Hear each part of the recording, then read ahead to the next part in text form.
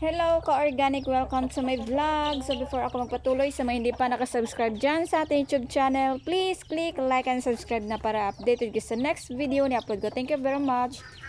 So ayan, mag-harvest tayo ng chicken manure kasi gagamitin natin sa ating gulayan. Ayan, first time ko pa mag-harvest ng chicken manure. Simula yung dumating yung mga chicken namin. Ayan po. Ayan. Yan mga manure yan lahat. Manure ng ating chicken. Super taba ng mga gulay natin ito. Meron pa dito. Ayan. Yung iba nagiging lupa na. Mataba pa rin yan siya. Ayan o. Meron pa sa mga net. So ito, manure pa rin yan siya ng manok natin. Ayan o, madami. I don't know if kailan ako matapos nito. Ayan.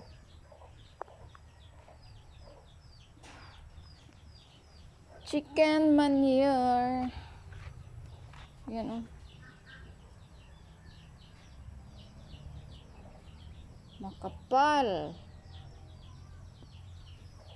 Makapal na pampataba sa ating mga halamang gulay. Ayan, meron po sa taas.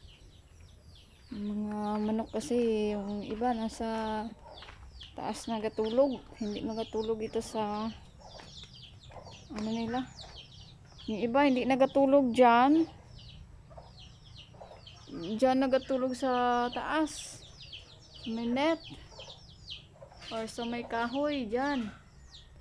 So ang ending, yung mga manure nila, kahit sa ano lang na bumabagsak. Ayan o. Ito super dami nito. Dry na siya, dry. Pwede na ano sa garden gamitin. So yun na muna for today's video. Thank you for watching and see you to the next vlog. Go organic chicken manure, native chicken manure. Tawagin natin success. Success. Hello! Success! Success! Hi! Dali! Hello! Success! Hi! Pati bibi. Hello!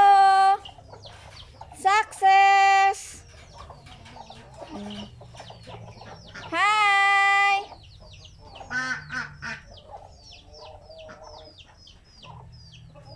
Yan yung mga manok namin dito.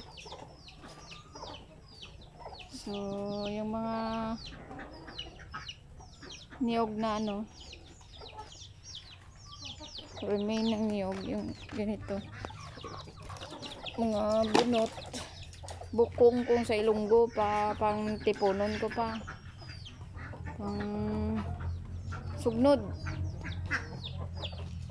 Ang luto sa kusina.